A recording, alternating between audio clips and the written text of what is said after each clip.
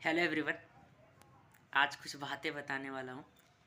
जैसे आप सभी को पता है कि सीजीएल मेंस का कल वो आंसर किया है और उसमें सारे सब्जेक्ट का तो बहुत ही बढ़िया था। मेरा नहीं मतलब मैं टेलीग्राम पे देखा हूँ।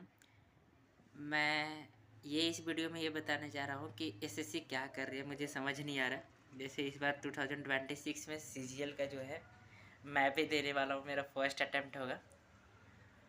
भाई समझ नहीं आ रहा है कि जितने भी सब्जेक्ट है, या तो आप रीजनिंग, जीके, मैथ और इंग्लिश कुछ भी पढ़ो, वो सारे बहुत बढ़िया हैं। एसएससी हमेशा कुछ ना कुछ गलती कर ही देती है, विवाद कर ही देती है, समझ नहीं आ रहा है। आप ज़रा सोचो उन स्टूडेंट के बारे में जो, मैंने तो टेलीग्राम पर इतना ज़्यादा मैसेज पढ़ा ना। जो परमार सर का स्टूडेंट है, विनय सर का स्टूडेंट है, वो एक मैसेज किए हुए थे 357। यहाँ तक ऐसे स्टूडेंट भी है, ऐसे भैया लोग भी हैं जिनका 371 आया है, फिर भी उनको डर लग रहा है कंप्यूटर के कारण। आप सोचो यार, अंदर से वो कितना, मतलब क्या सोच रहे होंगे। इतना हार्डेस्ट एग्जामिनेशन सीजीएल सबसे, मतलब समझ लो कि मेंस लेवल का एग्जामिनेशन बहुत ज़्यादा टफ होता है। उसका क्वेश्चन का लेवल बहुत ज़्यादा टफ होता है और उस एग्जामिनेशन में 390 में से 371 नंबर लाना, सोचो आप कितना मतलब मेहनत किए होंगे। वो भैया जिनका 371 आया है, कितना मेहनत किए होंगे।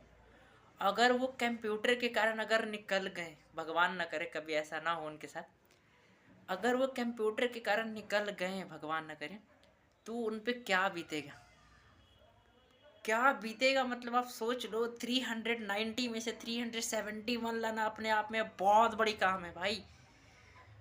कितना बहुत मेहनत किए होंगे।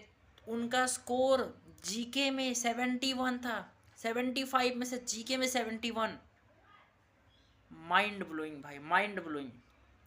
और अगर वो कंप्यूटर के कारण भगवान न करे निकल गए हैं, तो कितना दुख होगा उनको, उनके फैमिली को कितना दुख होगा। क्या वो रीस्टार्ट कर पाएंगे? रीस्टार्ट करने का मतलब है फिर से चीज़ों को हो पढ़ना। भाई उनका 370 जो हाईएस्ट स्कोर है, समझ लो, और वहाँ से वो रीस्टार्ट करेंगे। ये क्यों? कंप्यूटर के कारण। भाई कंप्यूटर क्वालिफाइंग नेचर 15 क्वेश्चन सबसे टफेस्ट लेवल का पूछ दिया।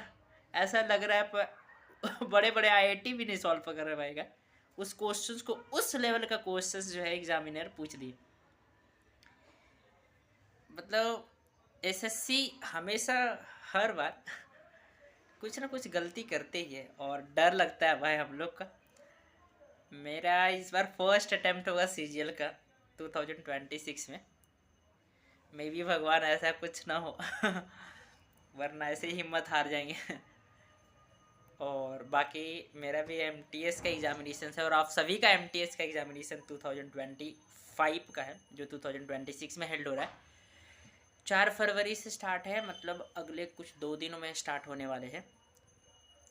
तो भगवान ना करे हम लोग के साथ भी ऐसा हो, कभी मत नहीं होना चाहिए हम लोग के साथ ऐसा। और किन्हीं के साथ नहीं होना चाहिए यार। अगर कोई भी मेहनत कर रहे हैं, इतना दिल से मेहनत कर रहे हैं, तो किन्हीं के साथ ऐसा कुछ नहीं होना चाहिए।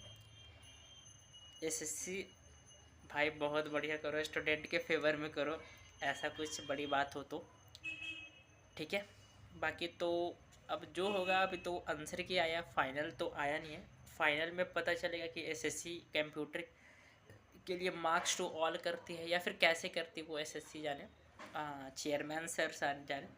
लेकिन जो भी करे स्टूडेंट के फेवर में करे, भगवान से ऐसे मनोकामना करते हैं कि जो भी करे, जो भी एक स्टूडेंट जो बढ़िया पढ़े हैं, जिनका नंबर बहुत ही बढ़िया, अगर कंप्यूटर के कारण वो बाहर निकल रहे हैं तो बहुत ही मुश्किल है उनके लिए भी और सभी के लिए भी मुश्किल है। तो एसएससी भाई उन लोग के बारे में कुछ करें, ठीक है। बाकी देखते क्या होता है रिजल्ट में। और हम लोग का तो 4 तारीख से एग्जामिनेशन है, मेरा 16 को है और जिनका भी 4 को है भाई सभी को बेस्ट ऑफ लक है। कुछ कुछ चैप्टर आप पढ़ लेना, बहुत इंपॉर्टेंट है। जैसे जो है आपको यहाँ पे कुछ कुछ चैप्टर मैं बता देता हूँ। फ्रेजल वर्ब भाई बहुत ज़्यादा क्वेश्चन इसमें पूछे जा रहे हैं, इंग्लिश में आप रिविजन कर लेना। जैसे मैं अभी आपको जो है कुछ कुछ फ्रेजल वर्ब जो है मैं अपने माध्यम से करवा देता हूँ। जैसे मैं अभी करवा रहा हूँ, अभी कर ही रहा था, अभी मैं पूरा कर चुका हूँ फ्रेजल वर्ब। आप कहीं से भी मैं बहुत अच्छे तरीके से कर लिया हूँ। जैसे फ्रेजल वर्ब में मैं कुछ कुछ करवा देता हूँ फटाफट, जो है जो भी 5 मिनट में हो सकता है, जितना भी मेरे से हो सकता है मैं उतना करवा देता हूँ फ्रेजल वर्ब। ठीक है, तो चलिए देखो, सबसे पहला जो है क्वेश्चन में ब्रिंग अबाउट। ब्रिंग अबाउट का मतलब होता है कि अगर, ब्रिंग अबाउट का मतलब होता है कि कोई भी सरकार कोई भी नियम कानून लाती है तो ब्रिंग के साथ क्या होता है, अबाउट। वहाँ पर बहुत सारा ऑप्शन रहेगा, ब्रिंग के साथ इन, ब्रिंग के साथ ऑन, ब्रिंग के साथ अबाउट, ब्रिंग के साथ असाइड। तो आपको क्या लगाना है, ब्रिंग के साथ अबाउट, क्योंकि सरकार जब कोई नियम लाती है तो उसका वहाँ पे क्या बोलते हैं, ब्रिंग के साथ अबाउट करते हैं। ठीक है।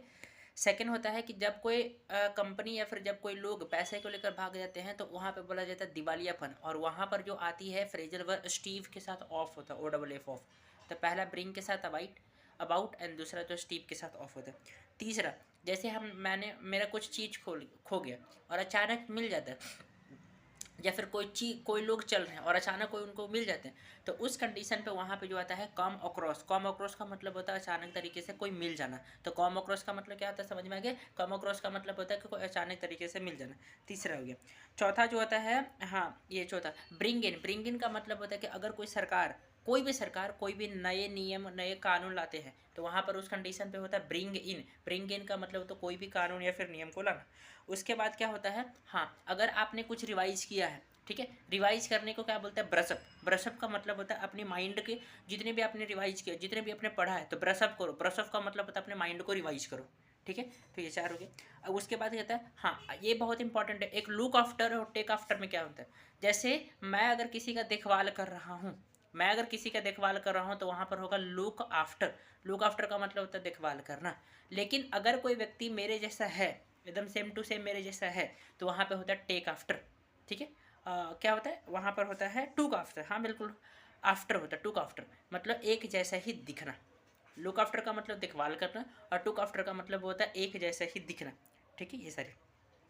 अगला है कि अगर कोई गवर्नमेंट कोई भी गाड़ी चल रही है और वो बहुत ही गंदा गाड़ी चल रही है, मतलब उसके सारे चीज़ खराब हो गया, और गवर्नमेंट उसको चेंज करना चाहती है, उसको हटाना चाहती है, तो उसमें जो फ्रेजल वर्ब आएगा फेज आउट आएगा। फेज आउट का मतलब होता है कोई भी खराब चीज़ को हटाकर नई चीज़ को लाना ही क्या बनता है, फेज आउट होता है। तो यहाँ पे फेज आउट हो गया। अगला क्वेश्चन है, अगर मैं मेहनत कर रहा हूँ, मैं अपने परिवार को उम्मीदों पर खड़ा होऊंगा, तो उसके लिए जो फ्रेजल वर्ब होता है live up to. Live up to का मतलब होता है कि मैं अपने परिवार को उम्मीदों पर खड़ा होना।